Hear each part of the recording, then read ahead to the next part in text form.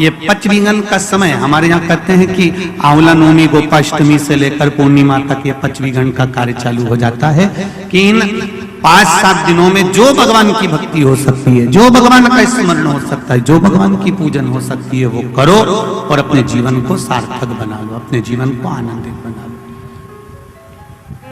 शिव पुराण वही की वही है, बस उसका थोड़ा सा विषय हर कथा में बदला जाता है।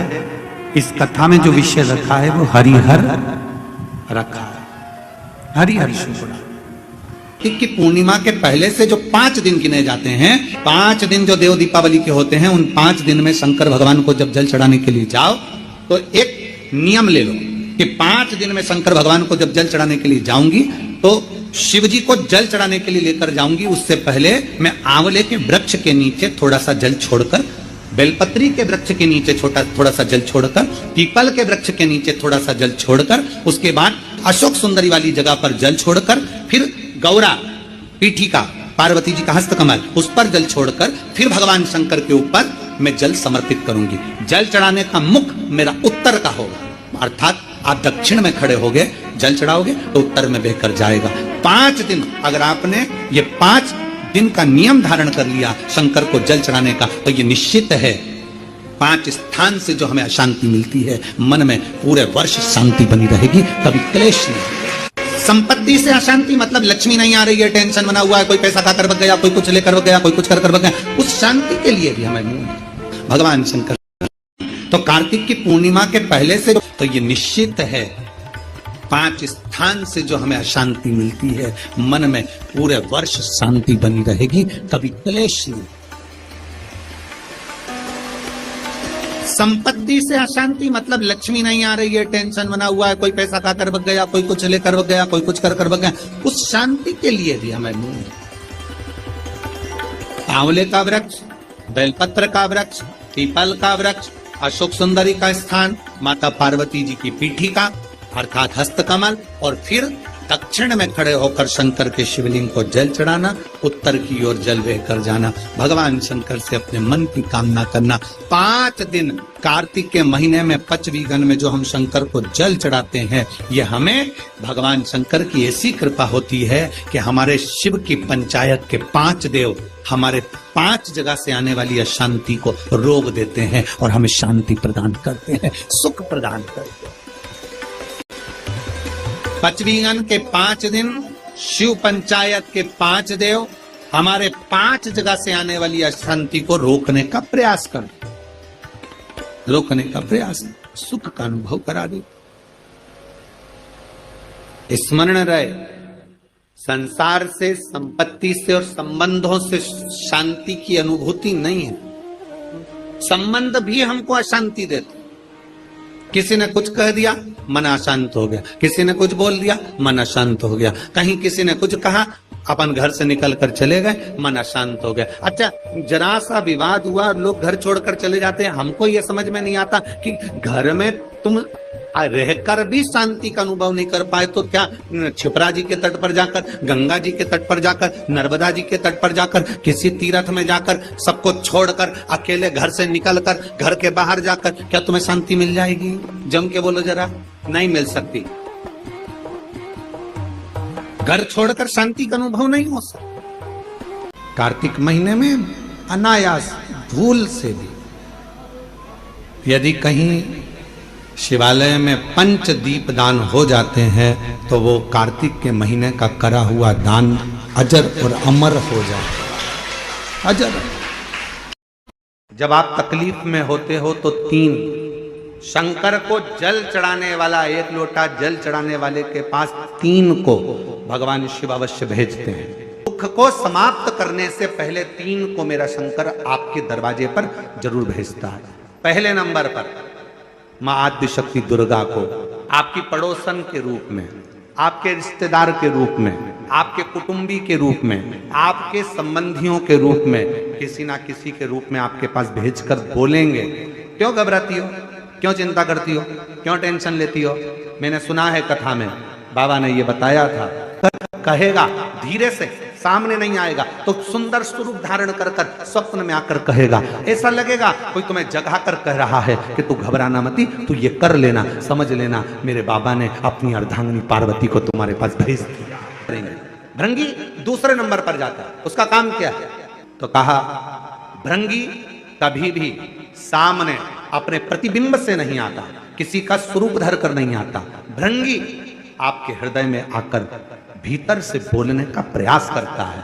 दूसरे नंबर पर भृंगी आपके मन की वाणी को शिव तक पहुंचाने का प्रयास करेगा। और तीसरे नंबर पर भगवान शंकर अपने भक्त का दुख हरने से पहले तीसरे नंबर पर भेज देते हैं अपने नंदीश्वर को, अपने नंदी गण को मेरे शिव भेजते हैं। नंदी का काम क्या है? जैसे ही नंदी आता है, कोई व्यक्ति के रूप में, किसी रूप में, किसी फोन के रूप में, किसी कॉल के रूप में, किसी पत्र के रूप में, किसी मैसेज के रूप में, जब नंदी तुम्हारे घर में प्रवेश करता है तब वो तुम्हारे रास्ते को क्लीन कर देता है, रास्ते को साफ कर देता है, उसको मार्ग को प्रशस्त कर देता है। आंवला नवमी से जो क्रम पंचमीगन का चालू होता है, पूर्णिमा तक, वैकुंठ चतुर्दशी के क्रम तक, उसका जो महत्व, इन कार्तिक महीने में दो वस्त्र का विधान है, एक पीले कलर का वस्त्र और एक लाल कलर का वस्त्र। लाल वस्त्र अगर कार्तिक महीने में तुलसा महारानी पर ओढ़ाया जाता है और वही वस्त्र बाद में रख लिया जाता है संभाल कर, तो उस घर में किसी कर्म गति के कारण भी अगर अपशब्द निकल रहे होते हैं तो वो अपशब्द वो वस्त्र रोक लेता है, वो वस्त्र रोक। कौन सा वस्त्र? लाल वस्त्र, पीला वस्त्र। इन 5 दिन में अगर तुलसा महारानी को चढ़ाया जाता है और उसको रखा जाता है तो जिस नारी के गर्भ से संतान नहीं भी हो रही होती है, उसके कक्ष में अगर वो वस्त्र कुछ दिन तक रखा रहता है तो ये निश्चित आती है कि गर्भ ठहरता जरूर है। ये पीले वस्त्र की और लाल वस्त्र की महत्वता कार्तिक महीने में। अब कई माताएं कहती हैं कि हमारे पास में लाल वस्त्र नहीं है, हमारे पास में इतना नहीं है, तो लाल कलर का लच्छा भी तो आता है, नाड़ा, बोलो आता है कि नहीं आता? लाल तुम्हारे घर में सिलाई करने का लाल कलर का धागा तो होगा ना कि नहीं होगा? लाल कलर का लच्छा तो होगा, नहीं होगा सफेद कलर का धागा तो होगा, उसको कंकु में लाल कर। पर उस वस्त्र की महत्वता को हम समझें।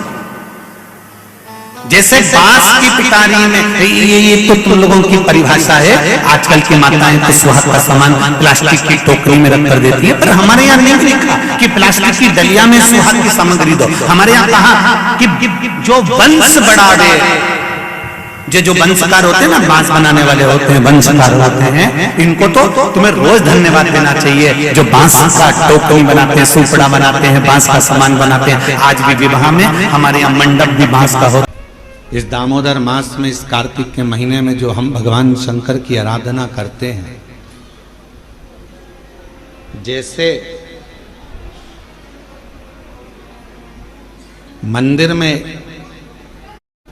या पंच वृक्ष के नीचे बट वृक्ष, आंवला, पीपल, शमी, बेलपत्र, ये जो पंच वृक्ष हैं, इन पंच वृक्ष के नीचे जैसे दीप दान किया जाता है, शिवालय में, देवालय में, भगवान के मंदिर में दीप दान किया जाता है, या अपने घर के अंदर या घर के बाहर प्रतिदिन दीप दान किया जाता है, तो कार्तिक महीने में अगर भूल से भी, कार्तिक महीने में अनायास भूल से भी यदि कहीं शिवालय में पंच दीप दान हो जाते हैं तो वो कार्तिक के महीने का करा हुआ दान अजर और अमर हो जाता है, अजर। तो आज बाती का महत्व क्या है? दीपदान का महत्व क्या है? दीपदान का महत्व किसको कहते हैं? दीपदान कैसे करा जाता है कार्तिक के महीने में?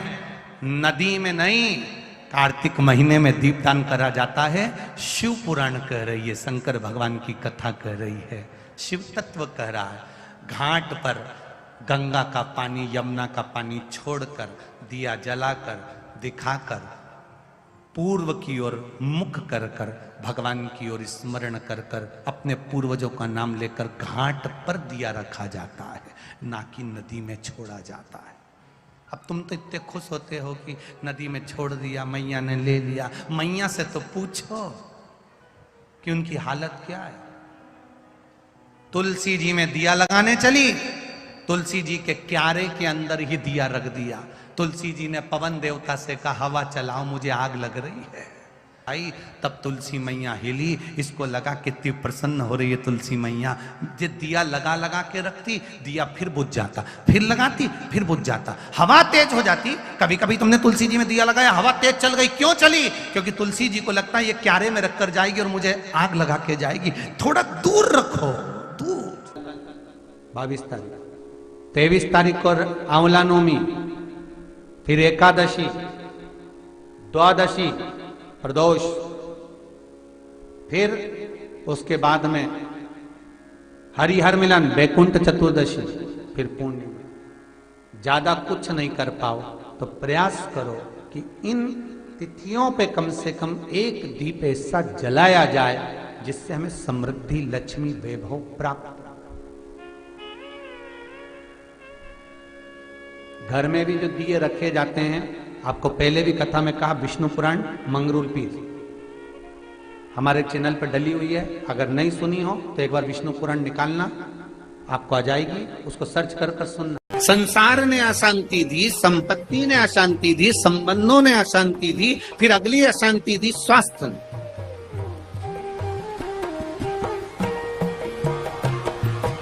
घुटने दुखने लगे, कमर दुखने लगी, पीठ दुखने लगी, अशांति होने लगी, अब मैं बहुत बीमार रहने लगी, मेरे जीवन का क्या ठिकाना गुरुजी, मेरी जिंदगी का क्या ठिकाना।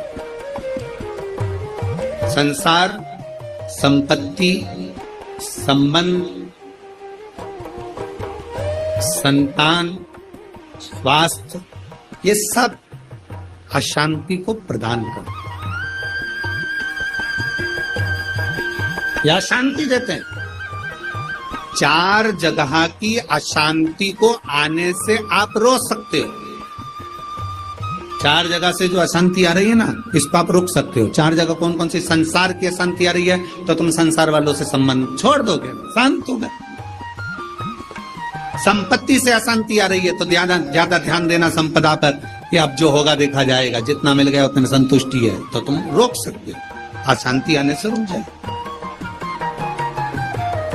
संसार, संपत्ति, संबंधों से अगर अशांति आ रही है तो तुम संबंध थोड़े कम कर दोगे, रिश्तेदारी थोड़ी कम कर दोगे, अशांति आने से रुक जाएगी। स्वास्थ्य, स्वास्थ्य से भी तुम गोली दवाई लेकर अशांति को रोक सकते हो। पर जो 5वां नंबर है ना, संतान, इसको तुम कभी जिंदगी में नहीं रोक सकते। इसकी ओर से तो तुमको धीरे धीरे अशांति आती ही रहेगी। तो कोई महाराज तुमसे कह दे कि महाराज की मैं तुम्हारी बहू को अच्छा कर दूंगा, बेटे को अच्छा कर दूंगा, तुम्हारे बेटी को सुखी कर दूंगा, तुम्हारे जमाई को अच्छा कर दूंगा, तुम्हारे परिवार को अच्छा कर दूंगा। कोई तुमसे कह दे कि मैं तेरे बेटा बहू को अच्छा कर दूं, कोई तुमसे कह दे कि मैं तुम्हारी बेटी दामाद को अच्छा कर दूं, कोई तुमसे कह दे मैं तेरे पोता पोती को अच्छा कर दूं, कोई कह दे तुमसे कि तुम्हारे नाती पंथी को अच्छा कर दूं। ना ना ना, शिव पुराण कहती है 4 जगह से आने वाली अशांति को रोका जा सकता है, पर संतान की ओर से अशांति को रोकना कठिन है। ये कभी ना कभी हर 15-20 दिन, 1 महीना, 4 महीना, 6 महीना, 1 साल, 1.5 साल, 2 साल में कहीं बेटों की ओर से, कहीं बेटी की ओर से, कहीं जमाई की ओर से, कहीं बहुओं की ओर से, कहीं पोता पोती की ओर से, ये थोड़ा ना थोड़ा आता रहेगा। ये थोड़ा ना थोड़ा प्राप्त होगा। जब थोड़ा ना थोड़ा प्राप्त होगा तो हमारे भीतर अशांति फिर जाएगी। तो करे क्या? फिर क्या करा जाए? क्या कर सकते? उसमें 5 जगह में एक जगह संपत्ति भी कही, 5 जगह में से एक जगह संपत्ति को भी बताया गया कि जैसे संसार से भी अशांति प्राप्त होती है, संसार के लोगों में आप आप सोचते हैं कि मैं संसार में जितना रहूंगा, जितना सबके साथ में रहूंगा, उतना मुझे सुख मिलेगा, शांति मिलेगी। ना ना ना, स्कंद पुराण कहती है हो नहीं सकता। संसार के लोगों के लिए आप दुनिया भर का कितना भी सुख प्रदान कर दीजिए, किसी के लिए आप अपनी जान भी निकाल कर रख दीजिए, संसार के लोगों के लिए आप अपनी पूरी संपत्ति भी लुटा कर रख दीजिए, संसार के लोगों के लिए अच्छे से अच्छा वस्त्र, आभूषण, माणिक, मोती, रतन जो कुछ दे सकते हो दे दीजिए, उसके बाद भी संसार के लोग कहे बिना रह नहीं सकते। ये स्कंद पुराण कथा कहती है कि हमारी संपत्ति भी हमको अशांति देती है। शिवालय में जो दीप लगाकर चले जाते हैं, दिया रखकर चले जाते हैं, वो दिया ठंडा हो जाता है। जब वो दिया समाप्त हो जाए, ठंडा हो जाए, बुझ जाए, ठंडा हो जाए, वो दिया पड़ा रहता है। दियों को उठाकर एक जगह पर ले जाकर एकत्रित कर बाहर जहां जगह होती हो, डलिया में, खोखे में, वहां रखो। उनको उठाकर एक जगह पर ले जाकर रख देने से जीवन में कभी विपदा की अगर घड़ी आती है, विपदा की घड़ी से मतलब होता है कोई बड़ा रोग आ गया, कोई एक्सीडेंट हो गया, उस एक्सीडेंट के समय पर एम्बुलेंस भी नहीं आई, कोई नहीं आया, आपने भगवान शंकर के सामने से रखे हुए दिए जो ठंडे हो चुके हैं, जले हुए नहीं, जो ठंडे हो गए, दीप में कुछ भी नहीं बचा, वो ठंडे हो गए, उनको उठाकर आपने अगर एक और ले जाकर भी रखा है, अगर कोई आपकी विपदा की घड़ी में खड़ा नहीं होता तो वो दीप जिनको आपने उठाकर एक और ले जाकर रखा है देवाधिदेव महादेव के मंदिर में, महादेव आपको उठाकर ले जाकर कहीं श्रेष्ठ जगह पर जरूर के मंदिर जाना, शिवजी को एक लोटा जल चढ़ाना, उस मंदिर से वापिस आना, मंदिर पर गए, आपके चरण में, आपके शरीर में, आपके कपड़ों में मंदिर की रज, शिवालय की रज, शिवालय का कंकर, शिवालय की धूल आपके शरीर में जब लगती है और वो धूल लगे हुए आप जब घर में आते हो, शरीर में कहीं ना कहीं चढ़ाए हुआ जल का छींटा लेकर आप घर में आते हो, या कहीं मंदिर के अंदर थोड़ा बहुत कीचड़ हो रहा है, गीला हो रहा है, उस कीचड़ लगे हुए पांव से, उस गीले पांव से आप अपने घर में आते हो, तो भी हमारे घर में आने से हमारे पवित्र घर का आनंद अपने आप बढ़ जाता है, उसका सुख प्राप्त हो जाता है।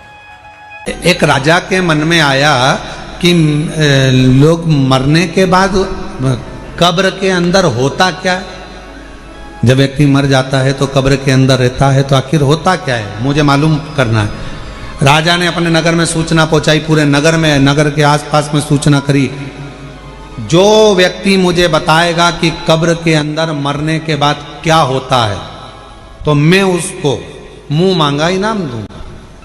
अब राजा में इतनी अकल नहीं थी कि मरा हुआ व्यक्ति वापिस आके बताएगा कैसे कब्र में से निकल करके हुआ क्या है, पर उसने सूचना कर दी, कोई भी व्यक्ति कब्र के अंदर सो जाए और मुझे बाद में आकर बताए कि कब्र के अंदर क्या हुआ।